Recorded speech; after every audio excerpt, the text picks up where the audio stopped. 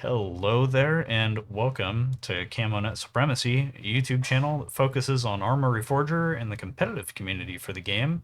I am your host, yet again, Bambi Sandy, and this will serve as the first team-based interview in a long series for the competitive community. If you represent a team in the competitive community or you believe that you'd be a good candidate for an interview, you can join our Discord through the link in the description and reach out that way. Just keep in mind that it's not an actual link, it's like a copy and paste sort of a thing in the Discord. The aim of our Discord is to have a space outside of a specific tournament host or a team for the community to interact with each other. We're planning on hosting a series of debates about the game and scene through there. We also take pride in supporting honest and critical opinions with both the game and the scene as a whole. So if you'd like to participate in pushing competitive culture for the game in a positive direction, please do join. We are also currently looking for people that are comfortable with being anonymous sources for their teams, communities, and organizations. Support better, proper journalism for the scene. The aim there is to speak to events after the fact to drive depth, accountability, and interest for the scene. So less of so and so hurt my feelings and I didn't agree with that, and more, hey, they replaced half our team with another team and told us to all go fuck ourselves. Um, our content doesn't feature any crazy overlays or editing on purpose. So aside from technical issues and bits on the front and back end for the recordings, we leave everything in the middle for transparency. Gives it a good, honest vibe. Um, and getting into things, uh, this first episode features Madman, who represents Rezdel-14. He's also currently a game master for the ARCL Season 2 coming up. Uh, just as far as resetting matches and in-game manipulation bits when it's necessary. Obviously, he's not going to be the game master in his own matches. Hopefully, people would assume that, but sometimes you got to say it. Um, if you don't mind, can you give us kind of a general explanation of who you are within your organization and how you specifically ended up in the Reforger competitive community? Sure. I'm Madman. I'm the owner of Rezdel-14. We are a competitive community that started out probably about 3 years ago. We started out as the Tactical Turtlenecks. We rebranded after some issues and stuff, and now we're, a lot smaller, a lot more tight-knit community. We take and go about public servers and stuff and just, have fun with the Arma community. I came about in the Arma community through um, Phantom 6, which was an old competitive team. They did Arma way back in the 1.0 updates and stuff like that. And from there, I decided that I wanted my own group and everything due to, the way that a lot of milsims that take on like the full military role go, and I did not like that. I wanted a more chill scene, so I found a good group of friends, said, "Hey, let's throw a name on the group and go from there." And next thing you know, we had 100 plus people, and we've narrowed it down to about 50 to 75 now, and we mainly play on Triple Threat and a couple of the other servers along those lines, RBR, OGR, and a couple of the other ones. That's really it. It's not a whole crazy story about how we came to be. Nice. And then, did you play any particular games before? Did you kind of come from Call of Duty and wanted something with a little more depth, Yeah, or? we came. Most of my buddies and I came off of Call of Duty. We had just started getting into the Insurgency Sandstorm scene, but they ended up kind of dying out, so we weren't really able to follow up on that. And when we ended up on Arma and Hell Let Loose, and Hell Let Loose seemed more of a walking simulator than Arma did at the time, so we ended up just following suit and all stuck into the one game. Nice. And then, are you personally a PC player or a console player? No, I play on console. Nice. Nothing wrong with that. Tend to find the console people kind of don't come with as much baggage. Uh, you'd kind of mentioned before that you'd played with, you'd kind of come from a PVE sort of stereotypical milsim group. Is that sort of like just the singular group that you were with before, or I Yeah, kind that's of that's all started out. like probably 2, 3 years ago. I want to say just before I ended up making my own group, and just the PvE layout. It's not as competitive, not as dire for being able to push forward and get a win of some sort. It's not as satisfying. Right. Yeah, I'd kind of thrown that question in there because sort of the stereotype with PC based, like Arma 3, PvP, or sorry, PvE, Milsim, people will have like 7 different groups that they've been a part of. And some of those people will kind of Yeah. like reconnect and come back. So I felt that there was a little bit of value for the average person that I was going to interview to include that question because someone, hearing the recording might be like, oh shit, I was in that group too. Um, Yeah.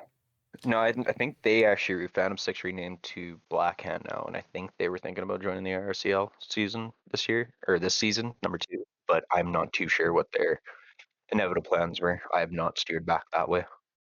yeah, yeah. And then you'd said that your group's about 100 people, but you kind of narrowed it down to like 70, 75 people that were consistently kind of interested in the competitive thing.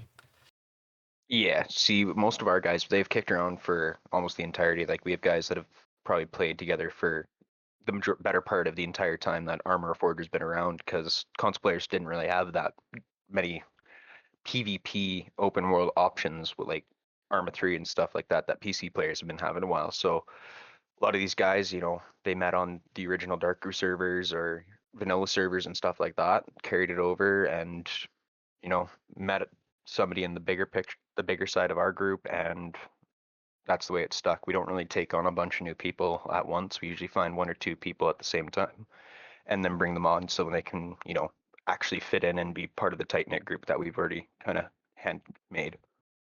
Gotcha. Yeah, nice. That from my experience, that's typically, obviously it's worse if you have fewer people because at that point you're a little more desperate. But the kind of curating and making sure that you're onboarding people that genuinely do mesh well with who you've already got uh, Yeah. is always nice to see. Like, we have an Then open community at the same time. So like, and if anybody right, wants to yeah, play with us, they're more than welcome join the Discord or whatever. But to be on the roster or whatever, or anything that's putting our Rezdel name out there with yourself, it's a little bit more of a respect earned factor because I'm putting my name in along with the other staff members. We're putting our names on that name, and if somebody goes and makes us look stupid, well, we all look stupid then. right, okay, yeah. And then you'd said that you primarily play on TTT. Yes. Do you ever find yourself playing on any vanilla servers, or I know that's I kind of a actually go back few and and play far the between. legacy conflict servers. I find those really fun. I like the way that the vanilla conflicts from the legacy conflicts were, not this commander stuff. So Yeah. I do go on those quite a bit. Okay. And then what Some of the best region? people you'll find are on there too, because they ain't adapted to the mods and everything yet. We Right. teach them from the ground up. What region would you say that your people are primarily playing from? You Oh, mainly North we're America. international. We're, we're international. I've got probably a healthy amount of UK or European based people versus Canadian and then versus American. So I would say primarily yes, North America, but we do have quite a few people that are elsewhere.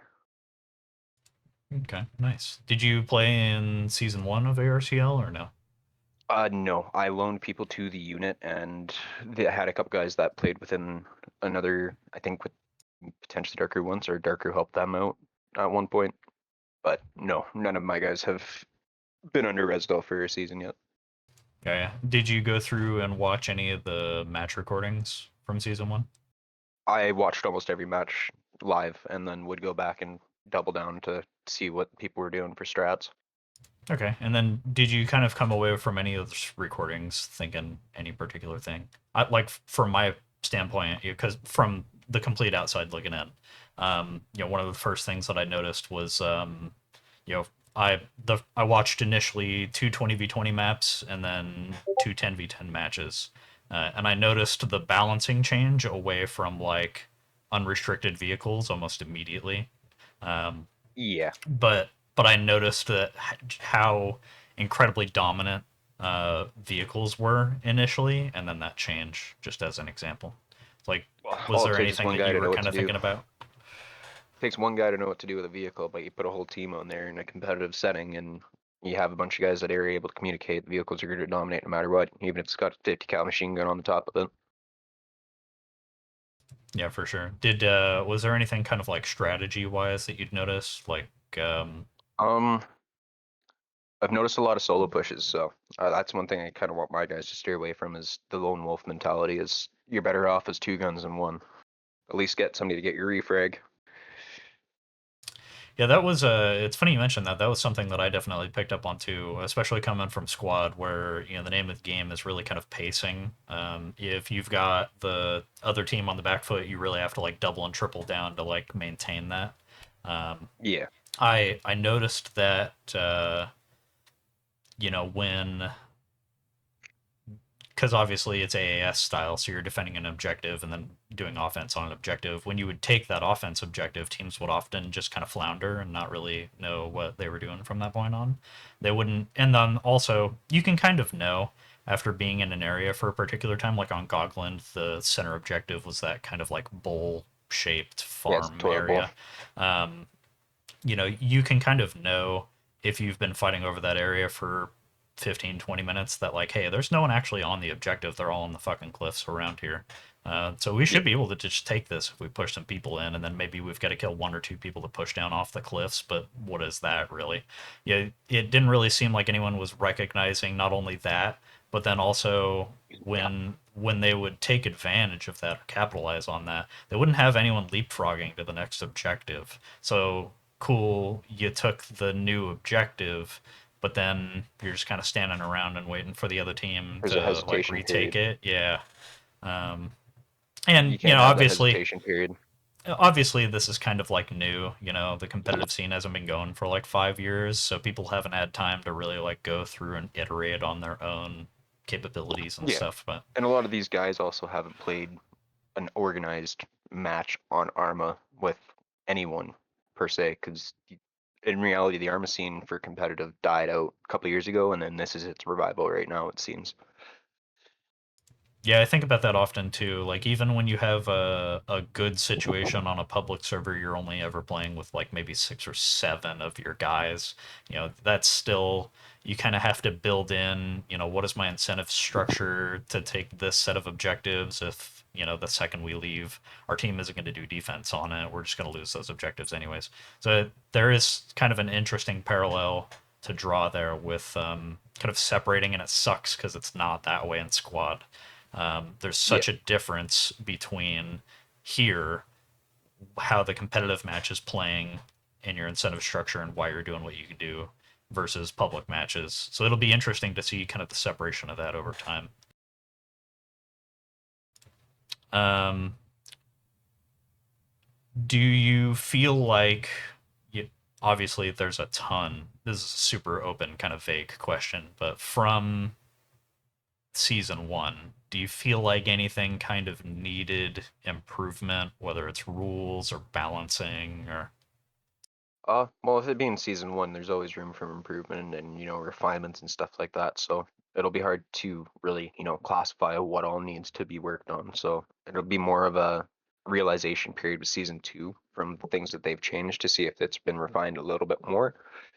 And we'll even see more of that going into season three. So a lot of the stuff we're trying to look for is just making sure that the game's all fair and everything like that. So from the game master end, not Resdel's end, I've my big thing that I look for is, anything slimy like exploitations, anybody that potentially is running external software, any of that fun stuff. So as long as it's, a fun, even playing field, it's easy to go from there to refine everything else from that point.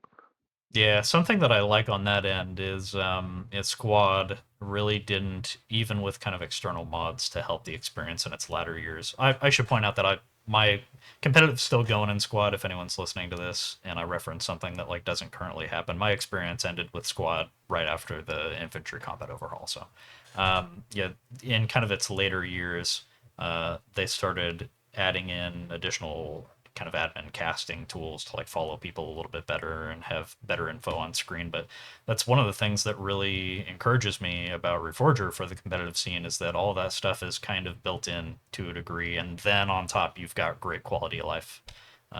features. So like in Squad, there was no organic way that you could pull yourself from like a caster or like a game master's perspective into someone's view.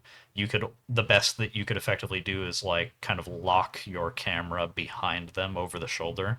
But a significant piece of that feeds into just just speaking logically, like figuring out whether someone's using like walls, is well, what's their actual view? Did they see that guy over the top of the bush or see like a weird pixel or color? So it's mostly the stereotypical like POV. So they have the rectangle with the little stick figure showing their body outline and everything like that. So they'll see from X amount of distance away, depending on what they have their settings set to. Is a lot of that stuff. It's dependent on what the user's trying to do with it. Um, they'll see you from 3, 4 blocks away most of the time as a little stick figure, and then they'll just be watching you all the way up. And if they've got walls, chances are you're just gonna get smoke right through it, and you won't even really know what happens. But good game masters, they'll pick up onto it. They'll have kit and eye going and all that fun stuff, and they'll be able to detect it pretty easily. Yeah, no, I'm agreeing. I was just making kind of the comment that in sort of a Tarkov esque um, Yeah, so that's actually exactly what it perspective. would look like. That's the exact same kind of, body outline it'll give you for when they do have walls. No, I just mean as far as like you have to figure that the percentage of the people, if there's sort of like a spectrum of cheats that someone could be running in the competitive scene or for these matches, that would be the most common one is sort of like using third Oh, party gotcha. knowing where people are. So from your perspective as a game master, if you're idly like you see a couple of kills that kind of don't make sense, so you set your camera over them. Effectively, what you're looking at or how you're going to tell is that guy just like he's all of a sudden, he was sprinting along and now all of a sudden he's, crouched in a corner and waiting for like people 200 meters away that he shouldn't even know are there to run by. And then he'll like pop back up and then keep moving. Yeah. Yeah. The tools for that inherent within Reforger and like the Game Master tools is way better than they are for Squad. So that's kind of a nice thing.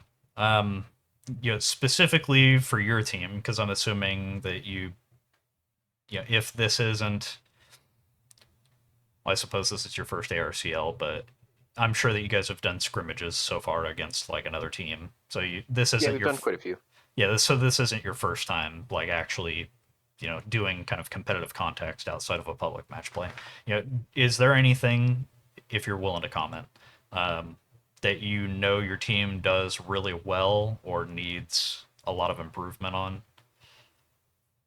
Um, I know that my team does well is communicate. We have, like I said, we have a tight knit group of guys, so they all have learned to communicate with each other over the last 3 to 5 years at this point, most of them. And some of the newer guys, maybe 5, 6 months, even a year.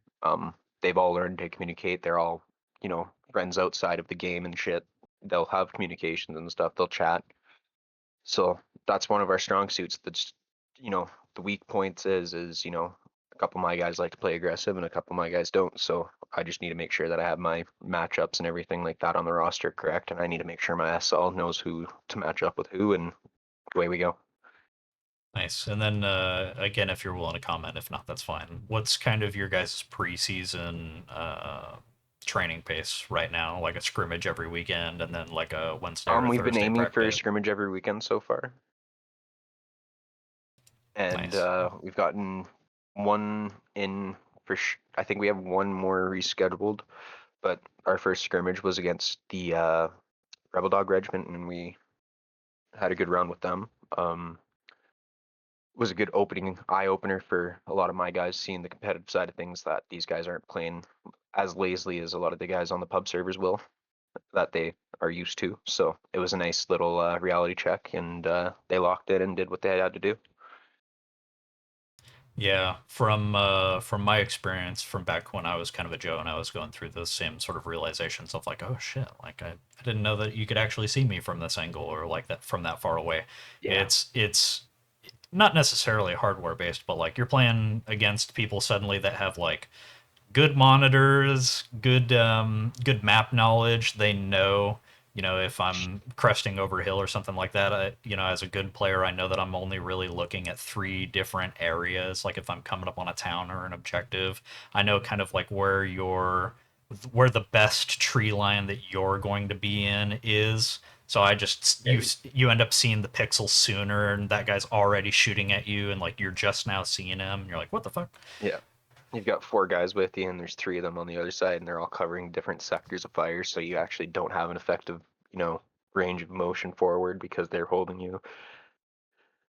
Yeah, for sure. My Yeah, favorite is I don't know. I'm gonna make a reference to something that was kind of not really a strategy, but like a preeminent sort of a thing that happened in squad. But it should carry over, even if no one's doing it. Let me just giving away these free nuggets. Um, it always kind of makes me laugh when people have never seen Canary play before.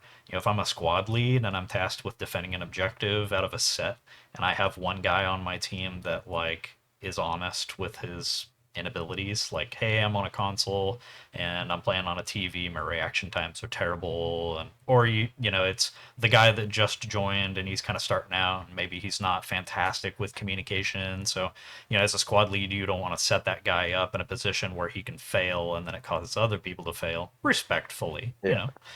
So you set that guy to stand on top of like a camo net or like the command tent. So anytime that someone pushes into an area and they see an opportunity, listen, most of this is vibes based. I get that, obviously each team is trying to win against the other team, but man, if you're an individual player, you see a sick headshot that you can take from like 400 meters away. Oh yeah. It's so If I'm playing rare. alone, I'm blowing my cover for that Yeah, headshot because I know it feels good. it's so, and two, just logically speaking, you're not thinking about it, and two, especially in a public match, you're like, no one's going to deliberately be doing that. That there's no purpose behind that, surely. Um, you know, if you're on offense and you're pushing it into an objective and you see a guy that's like that, that is logically speaking one less guy that you have to deal with if you tap him on the Yeah. objective. But it never works out like that. Suddenly now you No, know it not does. only that It's there's yeah, enemy in the area, but exactly where they're pushing in from. yeah. It always makes me smile because that's a lot of people's realization moments too of like, oh shit, not only is generic positioning and like gunfighting kind of a higher quality or a skill, but just like even idle positioning, something like that can be used against me. Oh shit. Um, that that always ends up kind of feeling really good.